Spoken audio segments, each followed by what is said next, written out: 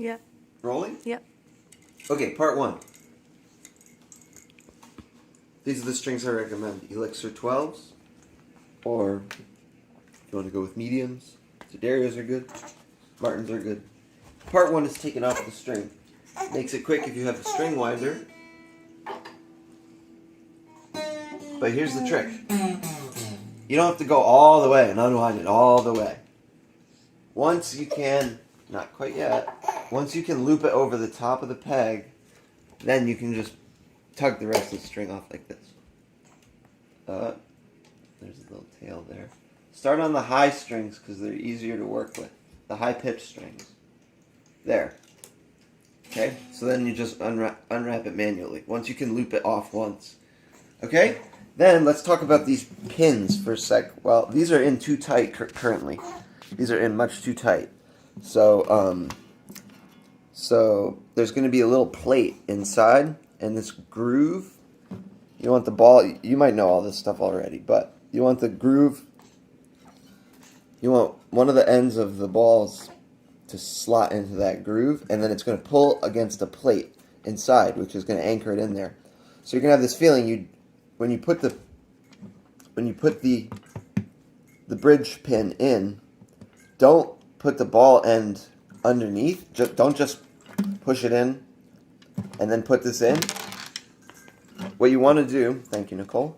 What you want to do is kind of try to preset against the plate this bridge pin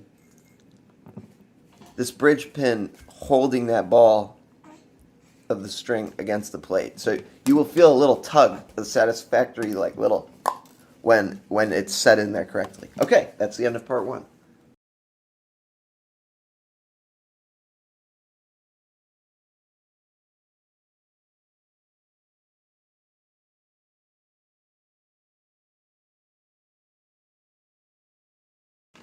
Part 2.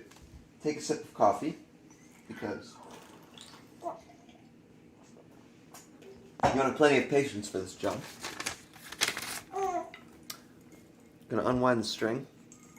Careful it doesn't jump at you. Alright, now is the trickiest part of the whole job. You got your fresh string. This presetting thing is the trickiest part. So I kind of start down at this end first of all. You're just going to do one string at a time. I'm holding it and I'm kind of guiding it in and I'm pushing it forward into the... Here, can you get a shot of that going in? It's kind of crazy, but pushing it forward as I arch it in there will give it room to grab on. There, I got it. I preset it, and I can tell because I'm seeing the wrapping of the string. I'm seeing the wrapping of the string peeking out, and I'm tugging, and I feel it's really secure. Don't poke. What I was saying in the last part, some of these bridge pins are poked all the way in. You don't have to poke them all the way in. You just want to tug upward and use the tension of the ball that's braced in between the bridge pin and then that plate that I was talking about.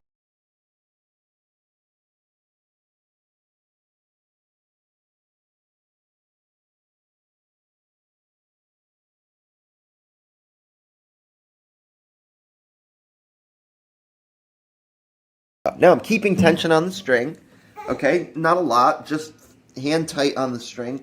And I'm going to pre-wind kind of the same way as I took it off. I'm going to go around 3 times, starting on the inside of the headstock. And I'm wrapping towards the outside. So I'm going around twice.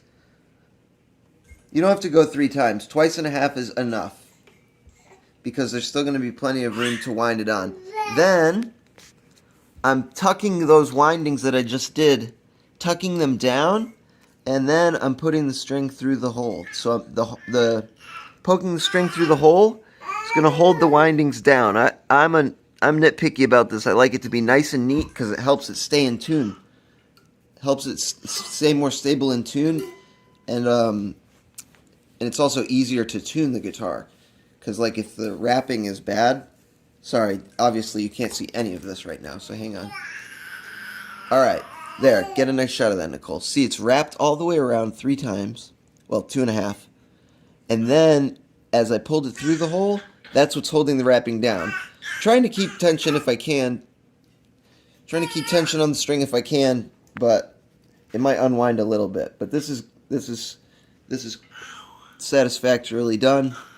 I'm gonna start tensioning up. I'm holding the tail with tension on it. So if I let the tail go, it would pop out of the string, but pop out of the hole, I mean.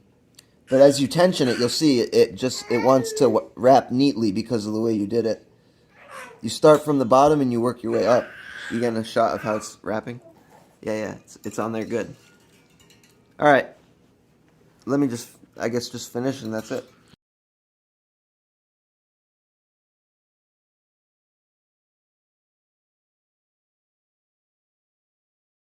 So, last couple of things. I was just thinking I might show one more string since I think the 2 most common problems people would have are getting the bridge pin set, and then, like Nicole said, how do you finish off the string at this end? And I want to show the wrapping one more time on the heavy gauge string.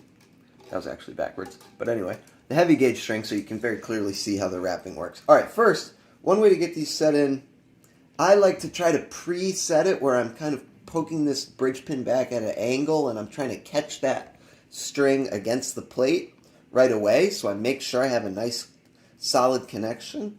But another way to do it, if you're just learning how it feels, is just poke the string in all the way, poke the string in a good couple of inches,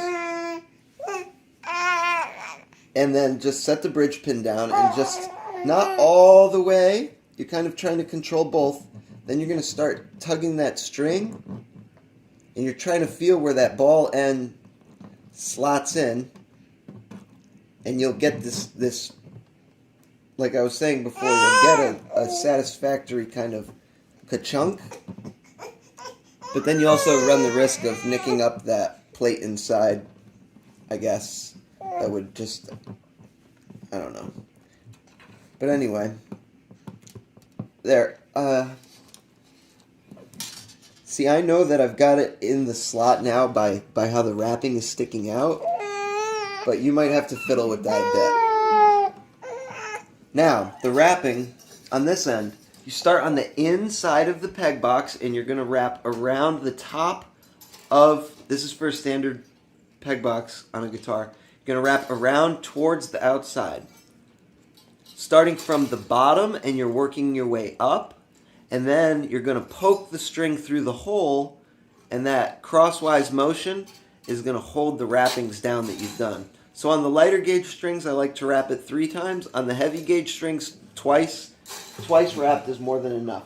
I'm keeping a little bit of tension on the string while I do it, starting towards the bottom of the peg box. Wrap around once, even 1.5 is totally enough for these low strings. So then there's the little hole. I've wrapped around once. I'm going to pull that wrapping down and then poke through crosswise, holding my wrapping down. Oops, sprung out on me. Holding the wrapping down. And then I just want to show you guys one more thing before I'm done. And that is how to kind of pre-tension there. This will be more than enough for this bass string.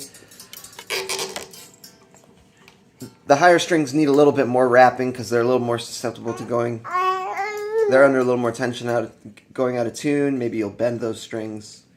So there, and that's pretty in tune. Then the last thing I like to do to kind of pre-tension the wrappings and also kind of stretch the strings. The strings will stretch over time, but to kind of evenly stretch them, this is something a friend of mine showed me. Ted, if you're out there, miss you, bud. Push your finger down behind each fret and yank on the string. And you do this for each string. And you're yanking on the string. This is going to tug on the bridge pins and make sure they set in nice and evenly. And also, it will pull behind where you're pressing down and help tension up the wrap. So you can actually see, like, watch, we'll start with one, like the A string. Watch, the pitch before I start. Then pull, pull, pull, pull, pull, pull, pull, up to 12th fret or so is fine. Ba, ba. And now it's that much farther down. So that was all tension going on to the wrap, and that now the wrap is that much more tight. Okay, one quick note that I forgot to mention, and because I almost just made a mistake myself, don't clip these until after you're done changing the set. For a couple of reasons. Might come in handy to have this extra string length in case you accidentally put the wrong string on, or it can happen that your winding won't hold quite right, and if you clip it will unwrap while you're detensioning the other strings. That's what just happened to me. This string just went thud, and I clipped it about a half an inch, and then if you look, it got sucked all the way in, and luckily my wrapping was able to hold it. But as the string tensions, this will pull a little bit back through. So leave these on until you're done, and then when you are done, you can clip them. I like to do about a quarter to a half an inch just in case, and then I manually wrap that around the string so it doesn't poke my finger. But yeah, be careful with the ends of the strings. Don't clip them off too early, or you may regret it. That's exactly what happened, why my string almost slipped out after I clipped it too early. So, leave these until you're all done, and then pre-tension your wraps by pushing down at each fret on each string, and make sure that you get a nice clean wrapping, and that's about it. Good luck.